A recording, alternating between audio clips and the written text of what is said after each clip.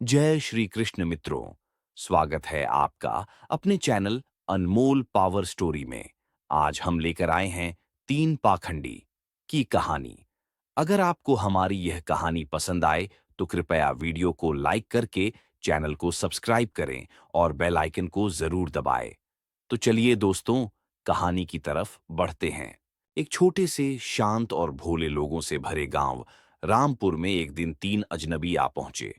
वे घोड़ों पर सवार थे, लंबे चोगे पहने हुए, और उनके चेहरे पर एक रहस्यमयी मुस्कान थी जो लोगों को अपनी ओर खींचती चली जाती थी।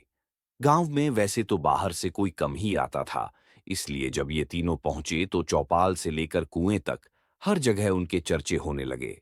पहले का नाम था महात्मा हरिनाथ। वह खुद को तपस्वी कहता था कि हिमालय की कंदराओं में सालों साधना की है और अब उसे किसी दिव्य प्रेरणा ने यहां भेजा है। वह बहुत ही मीठा बोलता था, आंखों में करुणा का झरना बहता था और लोगों को आत्मा की शुद्धता के पाठ पढ़ाया करता। गांव वाले उसके पैरों में गिरते और वो बदले में उन्हें आशीर्वाद देता, तुम्हारा भाग्य अब बदलने वाला है। दूसरा था ज्ञानेश्वर बाबा। वह मोटा सा एक गठीला आदमी था, सफेद दाढ़ी और सिर पर चमकदार पगड़ी। कहता कि वह भविष्य देख सकता है और आकाश से बात कर सकता है। उसका दावा था कि वह किसी को भी बता सकता है कि उसका आने वाला कल कैसा होगा। वह गांव के लोगों को अपनी कथित दृष्टि से बांध लेता। जब एक विधवा की गाय खो गई, उसने आंखें बंद कीं, मंत्र बुदबुदाए और एक पेड़ की ओर इशारा किया। वहां से सच में गाय मिल गई। अब तो पूरा गांव उसका भक्त बन गया।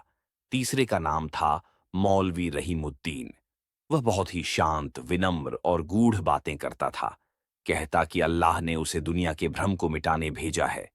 वह सबके धर्म को सम्मान देता, लेकिन अपने शब्दों से हर किसी के मन में यह बात बैठा देता कि उसके पास कुछ खास रहस्य है जो किसी को नहीं मालूम।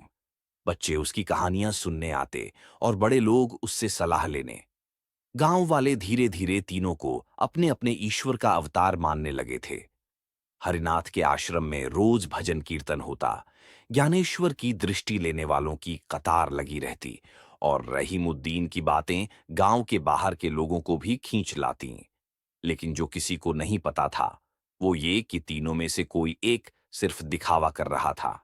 कोई एक ऐसा था जो अपने शब्दों और विश्वास के पीछे कोई खेल छुपाए बैठा था। उनके बीच भी एक खामोश प्रतिस्पर्धा चल रही थी, पर दिखावे में वे तीनों एक दूसरे के सम्मान में सिर झुकाते, साथ मिलकर भोज कराते और धार्मिक एकता की मिसाल पेश करते।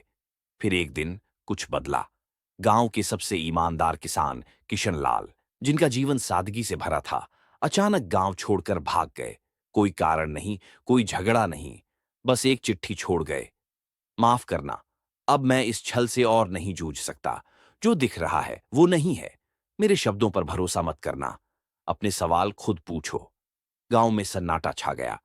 किशनलाल तो वो इंसान था जो हर चीज की सच्चाई को आंखों से तौलता था, और अब वो ऐसा कुछ कहकर भाग गया। सभी की नजरें अब तीनों पाखंडियों पर थीं। पर कौन? किसका चेहरा सच का नकाब ओढ़े हुए था? कोई नहीं जानता था कि इसी क्षण से एक नया खेल शुरू हो चुका है। एक ऐसा खेल जहां आस्था और संदेह दोनों की परख होनी थी। अगले कुछ दिनों में जो कुछ भी हुआ उसने गांव की नींव हिला दी। एक दिन सुबह सुबह गांव के कुएं के पास एक बूढ़ा भिखारी मिला। किसी ने उससे पहले कभी नहीं देखा था। उसके कपड़े फटे हुए थे, आंखों में एक अजीब चमक थी।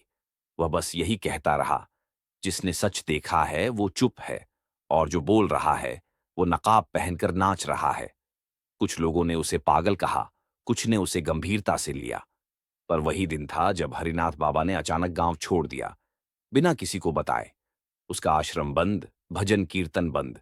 बस एक नोट मिला, सत्य की खोज में चल पड़ा हूं। अब शेष रह गए थे दो, ज्ञानेश्वर बाबा और रहीमुद्दीन मौलवी। दोनों ने हरिनाथ के जाने पर खेद जताया, लोगों को समझाया कि साधुओं का जीवन अनिश्चित होता है। पर अब गांव के कुछ जागरूक युवक संदेह करने लगे थे। उन्होंने किशनलाल की छोड़ी चिट्ठी, भिखारी की बात और बाबा के भागने को जोड़ने की कोशिश की। तब एक ऐसा दृश्य घटा जिसने सबको झकझोर दिया। गांव के एक बूढ़े ग्वाले की झोपड़ी में आग लग गई। वह उसमें फंस गया। लोग दौड़े, पर कोई भीतर नहीं जा सका। तभी मौलवी रहीमुद्दीन वहां पहुंचे और बोले, इन्हें अल्लाह की मर्जी है, हमें दुआ करनी चाहिए। लोग रुक गए, पर उसी समय ज्ञानेश्वर बाबा आए। उन्होंने खुद आग में घुसने की कोशिश की, लेकिन 2 कदम अंदर जाते ही भाग निकले। बोले, यह उस आदमी का कर्म है, मुझे दिखाई दे रहा है, उसकी आत्मा अब मुक्ति की ओर बढ़ रही है। पर तभी वह भिखारी फिर दिखाई दिया। उसने बिना कुछ कहे एक गीली चादर उठाई और आग में घुस गया। कुछ ही देर में वह ग्वाले को बचाकर बाहर ले आया। गांव में सन्नाटा था। उस दिन के बाद वह भिखारी फिर कभी नहीं दिखा, और रह गए 2 पाखंडी। अब एक के पास दृष्टि थी जो दर्द नहीं देख पाई, और एक के पास दुआ थी जो मदद नहीं कर पाई। अब गांव को निर्णय लेना था, इन दोनों में से कौन असली था और कौन नकाबपोश, या शायद तीनों ही। हरिनाथ बाबा के जाने के बाद गांव में एक खालीपन सा छा गया था, लेकिन ज्ञानेश्वर बाबा और मौलवी रहीमुद्दीन ने उस खालीपन को जल्द ही भर दिया। दोनों ने गांव के लोगों से बड़े बड़े वादे करने शुरू कर दिए। ज्ञानेश्वर बाबा ने घोषणा की, स्वर्ग की दृष्टि मुझे दिखाई देती है, इस गांव में समृद्धि आएगी, बस एक यज्ञ महोत्सव करना होगा। 100 घड़े घी, 50 किलो चंदन और 1000 दीप जलेंगे, तब स्वर्ग की कृपा बरसेगी। लोगों ने अपनी कमाई जोड़नी शुरू कर दी। किसी ने गाय बेच दी, किसी ने गहने गिरवी रख दिए। बाबा के वचनों में चमत्कार है, सब यही कहते। गांव के बूढ़े पटवारी तक ने अपने दहेज के पैसे उसमें लगा दिए। आखिर भविष्य बनाना है। वहीं मौलवी रहीमुद्दीन ने कहा, एक मस्जिद बनानी होगी, मगर सिर्फ मस्जिद नहीं, एक रूहानी केंद्र जो पूरे जिले में मशहूर होगा। वहां से सबको सच्ची राह मिलेगी, बरकत आएगी और गांव की पहचान दुनिया भर में फैलेगी। उसने भी सामग्री मांगी, सफेद संगमरमर, नक्काशी वाले दरवाजे, कारीगर जो लखनऊ से बुलाए जाने थे। लोगों ने जमीन दान कर दी। पुराने कुएं को भर दिया गया ताकि वहां नींव डाली जा सके। दोनों ने जो किया वह चमत्कार जैसा था, पर चमत्कार सिर्फ शब्दों में था, हकीकत में नहीं। समय बीतता गया। यज्ञ महोत्सव की तैयारी में हफ्ते निकल गए, पर आयोजन की तारीख कभी तय नहीं हुई। कहा गया, घी कम है, फिर चंदन की खुशबू सही नहीं, फिर स्वर्ग की दिशा अशुभ है इस समय। और गांव वाले हर बार एक और वादा सुन लेते, अगले पूर्णिमा पर निश्चित। उधर रूहानी केंद्र की नींव डाली गई, 2 पत्थर रखे गए, एक नक्काशीदार दरवाजा गांव में आया भी। पर फिर मौलवी अचानक बीमार पड़ गए। बोले, मैंने तो सिर्फ रास्ता दिखाया, पर आगे अल्लाह की मर्जी से ही काम होगा। गांव में बेचैनी बढ़ने लगी। किशनलाल की चिट्ठी अब पुराने संदूक से निकलकर लोगों की चर्चा में फिर आने लगी। लोगों ने याद किया, जो बोल रहा है वो नकाब पहनकर नाच रहा है। एक रात गांव की युवा टोली, गोपाल, शरीफ, लल्लन और मीनाक्षी, ने फैसला किया कि वे इन दोनों पाखंडी बाबाओं की सच्चाई सामने लाएंगे। वे रात में बाबा के शिविरों और मौलवी के डेरे के पास छिपकर बातें सुनते, सामान की गिनती करते, कुछ लिखते, कुछ परछाइयां देखते। एक रात उन्हें कुछ ऐसा सुनाई दिया जिसने सब बदल दिया। ज्ञानेश्वर बाबा और मौलवी रहीमुद्दीन अकेले में मिल रहे थे, और कोई और नहीं, एक परिचित आवाज उनके साथ थी, हरिनाथ बाबा। अच्छा किया जो वक्त रहते निकल गया, रहीमुद्दीन बोला। हाँ, अब गांव वालों का विश्वास पूरे रूप में तुम्हारे पास है, हरिनाथ हंसते हुए बोला। अभी कुछ और समय दो, ज्ञानेश्वर बोला। फिर जो सोना जमा हुआ है उसे शहर भेज देंगे, फिर अगला गांव। तीनों जोर से हंसे, जैसे कोई खेल जीत लिया हो। पर ये बातें सुन रहा था गोपाल, दीवार की दरार से। अगले दिन गांव में तूफान सा मचा था। सभी युवा इकट्ठा हुए। उन्होंने सबको इकट्ठा किया और सामने गोपाल ने पूरी बात बताई। कुछ को विश्वास नहीं हुआ, पर फिर चारों युवाओं ने वो सामान दिखाया जो रात को उन्होंने बाबा के शिविर से चुपके से निकाला था। शहर की दुकान के बिल, सोने के आभूषणों की लिस्ट और एक नकली पासपोर्ट जिसमें हरिनाथ का नाम हरिहर सेन लिखा था। एक घूमता ठग। गांव दहल गया। लोगों की आंखों से नकाब उठ चुका था। जिनके पैरों में सिर रखा, उन्होंने उन्हीं की कमाई लूटी थी। भरोसे को तोड़ा था। पर अब सवाल था, क्या किया जाए। गांव ने फिर वही किया जो एक समझदार समाज करता है। उन्होंने सबूतों के साथ पुलिस को बुलाया। तीनों पाखंडी भागने की कोशिश में थे, लेकिन इस बार पूरी रात गांव वाले जागते रहे। अगले दिन पुलिस आई और तीनों को गिरफ्तार कर लिया गया। किशनलाल वापस आया। वह पास के शहर गया था, सबके खिलाफ शिकायत दर्ज करवाने। पर उससे पहले ही गांव ने खुद अपने आप को बचा लिया था। उस दिन के बाद गांव में कोई नकली बाबा नहीं आया। मंदिर और मस्जिद वैसे ही रहे, सादे मगर सच्चे। और चौपाल पर एक नया पत्थर लगा। श्रद्धा अंधी नहीं होनी चाहिए। जो सच है वह सवाल से डरता नहीं। तीनों पाखंडी जब जेल ले जाए गए तो गांव में कुछ दिन तक अजीब सी खामोशी छाई रही। जिन पर आंख मूंद कर भरोसा किया गया था वही सबसे बड़े धोखेबाज निकले। ये बात हर किसी के सीने में कांटे की तरह चुभ रही थी। लेकिन इंसान की फितरत है कि वो किसी न किसी को दोषी ठहराए बिना नहीं रह सकता। जैसे ही पुलिस ने तीनों पाखंडियों को गिरफ्तार किया, खबर फैल गई कि शिकायत दर्ज कराने में किशनलाल का हाथ था। गांव में सबको लगा कि उसी ने सबकी पोल खोली, उसी ने सबसे पहले धोखे की बात कही थी। और शायद वही इन तीनों को गांव में लाया भी था। क्या पता तीनों उसी के लोग हों। अरे वही तो सबसे पहले भागा था गांव छोड़कर। सबूत देने वाले भी तो चार छह ही थे। हो सकता है सब मिलकर खेल कर गए हों। और अब वो ही सबसे शक के घेरे में आ गया। किशनलाल, जो कल तक गांव की आत्मा था, आज उसे लोग ताने दे रहे थे। उसकी पत्नी को पानी भरते हुए औरतें तिरछी नजर से देखतीं। उसके बच्चों को स्कूल में चिढ़ाया जाता, तेरे बाप ने तो हमारे घर के गहने बिकवा दिए। जो सच बोलता है वह अकेला पड़ जाता है। और वही हुआ किशनलाल के साथ। लेकिन जहर धीरे धीरे फैल रहा था। गांव अब दो हिस्सों में बंट गया। एक तरफ वे जो मानते थे कि किशनलाल ने सही किया, और दूसरी तरफ वे जो मानते थे कि वो खुद साजिश का हिस्सा था। दोनों पक्षों के बीच बात बात पर झगड़ा होने लगा। मंदिर के घंटों के समय पर विवाद हुआ। खेतों की सीमाओं पर झगड़े शुरू हो गए। छोटे छोटे मुद्दों पर पंचायत बैठती, पर समाधान नहीं निकलता।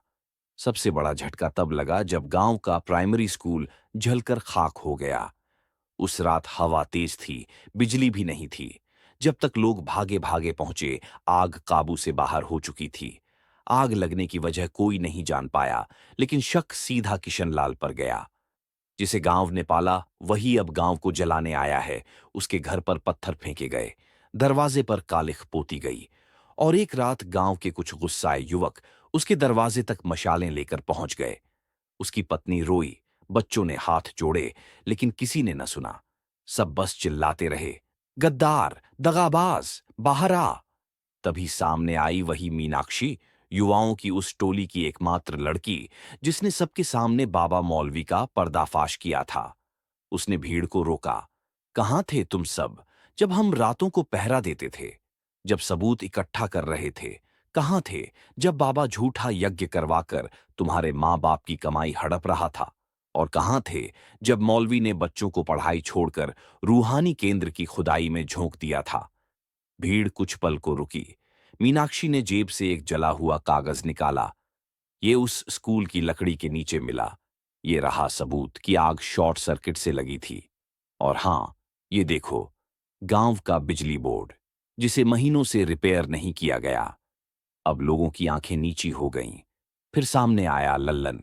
उसने कबूल किया कि उसने किशनलाल पर शक करते हुए उसे कई बार पीछा किया, पर कभी कोई गलत हरकत नहीं देखी।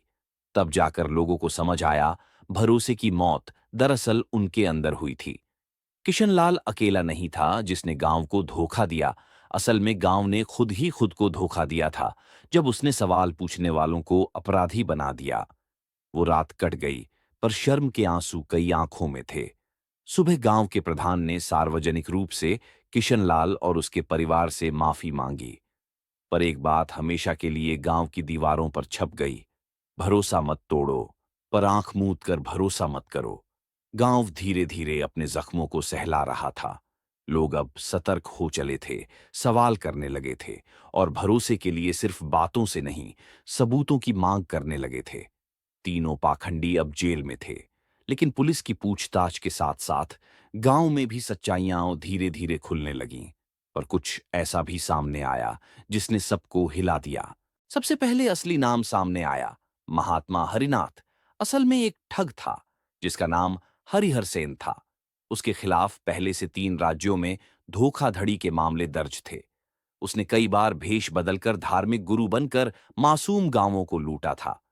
ज्ञानेश्वर बाबा का नाम निकला बलवंत झा, एक पूर्व स्कूल शिक्षक जिसे पढ़ाई में बच्चों से ज्यादा दिलचस्पी उनके माँ बाप की जेबों में थी। जब स्कूल से निकाला गया तो उसने बाबागिरी शुरू की और अब तक कई जगह दृष्टिवान बनकर अपना खेल चला चुका था। और रहीमुद्दीन, वह सबसे चालाक निकला। असली नाम था रईस मियां, पर वह सरकारी फाइलों में मरा हुआ घोषित था। खुद की नकली मौत दिखाकर उसने नई पहचान बनाई थी। उसका जुड़ाव कुछ संदिग्ध गुटों से भी रहा था, जो गांवों में जाकर धार्मिक माहौल खराब करके तनाव फैलाते थे। गांव वालों के चेहरे पर अब शर्म की लकीरें थीं। ये वही लोग थे जिन्हें उन्होंने अपने बच्चों के सिर पर हाथ रखने दिया था, और अब वो ही इतने गहरे छलावे का हिस्सा निकले। लेकिन यहीं एक चुप्पी थी जो ज्यादा डरावनी थी। किशनलाल, गोपाल, मीनाक्षी और कुछ होशियार युवाओं ने आपस में बैठकर हरिनाथ, ज्ञानेश्वर और रहीमुद्दीन की गतिविधियों को जोड़ना शुरू किया। एक नक्शा बनाया गया। वो चौंक गए। तीनों कभी भी साथ नहीं आए थे, पर फिर भी उनका समय और योजना बहुत सटीक थी। किसी ने पहले गांव की जमीनें देखीं, किसी ने आस्था को टटोला और फिर तीसरे ने सब पर आखिरी हमला किया। यह सब अचानक नहीं हो सकता था। फिर मीनाक्षी ने कहा, या तो तीनों किसी और के इशारे पर काम कर रहे थे, या गांव में ही कोई है जो असली साजिश करता है। गोपाल ने बात पूरी की। तब उन्होंने जांच शुरू की, स्कूल की रजिस्टर से लेकर मंदिर मस्जिद के दान खातों तक। और वहां एक नाम बार बार आया, एक ऐसा नाम जो सबका चहेता था, जिसे सब मास्टर जी कहकर इज्जत देते थे। शिवदत्त मास्टर। बूढ़ा, सम्मानित, गांव की पंचायत में सबसे पहले बैठने वाला, सबकी बहस सुलझाने वाला, हर किसी की परेशानी में शामिल रहने वाला। पर चौंकाने वाली बात ये थी, तीनों पाखंडी जब आए थे, शिवदत्त ही सबसे पहले उनके स्वागत में खड़ा था। मंदिर का कमरा बाबा को उसी ने दिया था। स्कूल की चाबी मौलवी को भी उसी ने सौंपी थी। और ज्ञानेश्वर बाबा, बलवंत झा, उसका तो शिवदत्त मास्टर का पुराना सहपाठी निकला। अब शक यकीन में बदलने लगा। मीनाक्षी और गोपाल ने शिवदत्त मास्टर के घर के पीछे के गोदाम में छिपकर एक रात उसकी बातें सुनी। फोन पर वो किसी से कह रहा था, गांव थोड़ा भावुक निकला, अगली बार शहर में खेल बड़ा होगा, यहां का तो बहुत कुछ पहले ही खींच लिया। वे भागे भागे पंचायत में पहुंचे और पहली बार गांव में उस आदमी पर उंगली उठाई गई जिसे कभी देवता जैसा माना गया था। आप तो सबके गुरु थे, आपने ही हमें पाखंडियों के हवाले किया। आपने ही क्यों कहा था, हरिनाथ बाबा हिमालय से आए हैं? क्या आप जानते थे उसका अतीत? शिवदत्त पहले मुस्कुराया, वही मुस्कान जो सालों से लोगों को दिलासा देती थी। फिर कहा, अगर तुम सोचते हो कि सच्चाई सिर्फ जेल जाने वालों की होती है, तो तुम अब भी बच्चे हो। लोग चाहते हैं कोई उन पर राज करे, कोई उन्हें दिशा दे। तो मैंने बस वो किया जो तुम सबने चाहा। तुम सब मेरी आंखों में देख नहीं पाए, पर मेरे बनाए 3 नकाबों के पीछे देखना चाहते हो। ये तुम्हारा ही दोष है। तुम्हें अपनी मूर्खता पर मुझे दोष देना है। लोग अब कांपने लगे थे। वह अब भी मुस्कुरा रहा था। मीनाक्षी ने डटकर पूछा, क्यों किया ये सब? शिवदत्त बोला, क्योंकि यह गांव मुझे भगवान समझने लगा था, और भगवान बनते ही आदमी इंसान नहीं रहता। उसकी बात पूरी होते ही पुलिस पहुंची। सबूत तैयार थे, फोन रिकॉर्डिंग, बैंक स्टेटमेंट और तीनों पाखंडियों के बयान, जिनमें शिवदत्त मास्टर का नाम था। इस बार गांव खुद खड़ा रहा। कोई डर नहीं, कोई चुप्पी नहीं। शिवदत्त मास्टर को गिरफ्तार कर लिया गया, पर जाते जाते वह वही मुस्कान छोड़ गया जिससे उसकी असली पहचान आज तक छिपी हुई थी।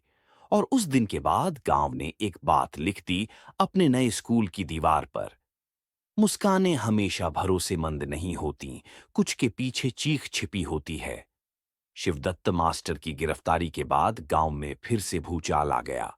इस बार लोगों को लगा कि अब तो सब सामने आ चुका है, असली मास्टरमाइंड पकड़ा जा चुका है और पाखंड की जड़ें उखड़ चुकी हैं।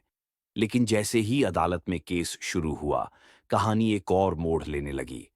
तीनों पाखंडी, हरिनाथ उर्फ हरिहर सेन, ज्ञानेश्वर उर्फ बलवंत झा और रहीमुद्दीन उर्फ रईस मियां अब खुलकर बोलने लगे। पर हैरानी की बात यह थी कि तीनों अलग-अलग कहानियां सुना रहे थे। हरिनाथ का कहना था, मैंने कुछ नहीं किया, मुझे बुलाया गया था। मास्टर जी ने कहा था कि गांव में धार्मिक शिक्षा की जरूरत है। मैंने सिर्फ वही किया जो मुझसे कहा गया। अगर कोई धोखा हुआ है, तो मैं भी उतना ही शिकार हूं जितना बाकी लोग। ज्ञानेश्वर बोला, मैं तो बस हरिनाथ के कहने पर आया। उसने कहा था कि गांव में कुछ दिन प्रवचन करना है और फिर चले जाना है। पर फिर मौलवी आया और सब बदल गया। मुझे शक है कि सारा खेल उसी का था। और रहीमुद्दीन, उसने कहा, मैं इन दोनों को जानता ही नहीं। मुझे एक चिट्ठी मिली थी जिस पर कोई नकली नाम लिखा था। मुझे बुलाया गया था धार्मिक संवाद के लिए। जब मैं आया, सब पहले से सेठ था। शिवदत्त मास्टर ने तो बस परिचय कराया। असली खेल तो ज्ञानेश्वर चला रहा था। अब अदालत और गांव दोनों के सामने एक ही सवाल था। जब तीनों झूठ बोल चुके हैं, अब जो सच बोल रहे हैं, क्या वो भी चाल है? गांव में लोग फिर से बंटने लगे। कुछ बोले, हरिनाथ ने सबसे पहले भाग कर दिखा दिया कि वह डरपोक है, वही सबसे बड़ा झूठा है। कुछ ने कहा, ज्ञानेश्वर पढ़ा लिखा है, सबसे ज्यादा समझ रखता था, उसका झूठ ज्यादा सूझबूझ वाला है। बाकी बोले, मौलवी की आंखों में कभी कोई झिझक नहीं थी, वही असली खिलाड़ी है। पर मीनाक्षी, गोपाल और किशनलाल ने फैसला किया, हम सच को चाल की तरह नहीं, चाल को सच की तरह समझेंगे। वे जेल गए, तीनों से अलग अलग मिले। सबके जवाबों में झोल थे। तारीखें नहीं मिलती, घटनाएं बदलती, जगहों के नाम उलटते। पर एक बात कॉमन थी, शिवदत्त मास्टर का नाम। लेकिन फिर मीनाक्षी ने एक और परत खोली। उसने चिट्ठी देखी जो मौलवी को बुलाने के लिए भेजी गई थी। उसमें जिस नाम से बुलाया गया था, वह शिव नहीं, शिवांश लिखा था। गांव में ऐसा कोई नहीं था। तब गोपाल को याद आया, गांव के मंदिर की दान पेटी कई बार किसी शिवांश सेवा समिति के नाम जमा होती थी, जो असल में कहीं रजिस्टर्ड नहीं थी। अब शक और गहरा हो गया, क्या सिर्फ शिवदत्त मास्टर ही नहीं, और लोग भी इस खेल में शामिल थे? और फिर सामने आया वो नाम, भैरव सिंगानिया, शहर का एक सफेद पोश व्यापारी, जिसने कई गांवों में सामूहिक धार्मिक आयोजन करवाकर जमीन हथियाई थी। किशनलाल ने तहसील कार्यालय से दस्तावेज निकलवाए। गांव के उत्तर में जो जमीन धार्मिक केंद्र के नाम पर रजिस्टर्ड हो चुकी थी, वो भैरव सिंगानिया एंड ट्रस्ट के नाम थी। अब यह पक्का हो चुका था, तीनों पाखंडी सिर्फ मोहरे थे। असली चाल कहीं और से चली जा रही थी। लेकिन सवाल अब यह नहीं था कि झूठ किसने बोला, सवाल यह था कि अब उस सच से क्या किया जाए। लोग पूछने लगे, क्या अब फिर भरोसा कर सकते हैं? क्या पुलिस इस बार भी असली गुनहगार तक पहुंचेगी? क्या गांव फिर से पहले जैसा हो पाएगा? फिर किशनलाल बोला, अब हमें सच और झूठ के बीच नहीं, चाल और विकल्प के बीच चुनाव करना है। अगर हम चुप रहे, तो हर मुस्कुराता चेहरा अगली बार फिर हमें चुप करा देगा। गांव के युवाओं ने एक नई मुहिम शुरू की। उन्होंने भैरव सिंह गानिया के खिलाफ केस दर्ज कराया, सोशल मीडिया पर अभियान चलाया, पत्रकारों को बुलाया और वह चिट्ठियां, रिकॉर्डिंग्स, बयान, सब साक्ष्य सार्वजनिक कर दिए। अब चाल उस झूठ के खिलाफ थी जो हर बार जीतता आया था। और पहली बार गांव नहीं टूटा, बल्कि एकजुट होकर लड़ने लगा। अदालत में तीनों पाखंडी अब एक दूसरे के खिलाफ गवाही दे रहे थे और भैरव सिंगानिया को भी समन भेजा गया। गांव की एक बुजुर्ग अम्मा ने कहा, सच वो नहीं जो सबसे जोर से बोले, सच वो है जिसे सबसे ज्यादा दबाया गया हो। गांव अब लड़ रहा था, पर यह लड़ाई अब सिर्फ तीन पाखंडियों की सजा की नहीं थी, यह लड़ाई अपनी आत्मा को बचाने की थी। जैसे जैसे अदालत में सुनवाई आगे बढ़ी, तीनों पाखंडियों की कहानियां टकराने लगीं।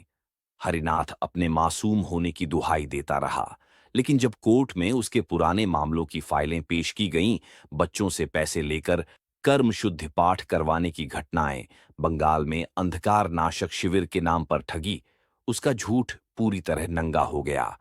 ज्ञानेश्वर ने कहा कि वह मजबूरी में शामिल हुआ, पर कोर्ट में जब स्कूल के मास्टर साहब ने बताया कि बलवंत झा को किस वजह से नौकरी से निकाला गया था, बच्चों की फीस हड़पने और भर्तियों में घोटाले के कारण, तब उसकी कथित दृष्टि भी धुंधली हो गई। और रहीमुद्दीन, वह अंत तक सबसे शांत रहा, लेकिन जब सीबीआई ने फोन टैपिंग में उसके उन गुटों से संबंध दिखाए जो धर्म के नाम पर देश में झर फैलाते थे और फर्जी पहचान के दस्तावेज सामने रखे, तब उसकी खामोशी टूट गई। लेकिन सज्जा सिर्फ कानून की नहीं होनी थी। जब अदालत ने सजा सुनाई, तीनों को 10-10 साल की सख्त कैद, जुर्माना और गांव की संपत्तियों की भरपाई का आदेश, तब गांव के लोग अदालत के बाहर खड़े थे, लेकिन किसी ने ताली नहीं बजाई। भीड़ में सिर्फ एक चेहरा था जो हंस रहा था, शिवदत्त मास्टर का। पर उसी समय कोर्ट ने घोषणा की, चौथा अभियुक्त शिवदत्त मास्टर पर सुनवाई 2 हफ्तों में शुरू होगी। उसके खिलाफ भी गंभीर आपराधिक साजिश और ठगी का मुकदमा दर्ज है। यह सुनकर भी शिवदत्त हंसता रहा। तुम लोग मुझे दोषी साबित कर सकते हो, वह बोला, पर मेरे जैसे और भी हैं, अगले गांव में, अगले मेले में, अगले प्रवचन में।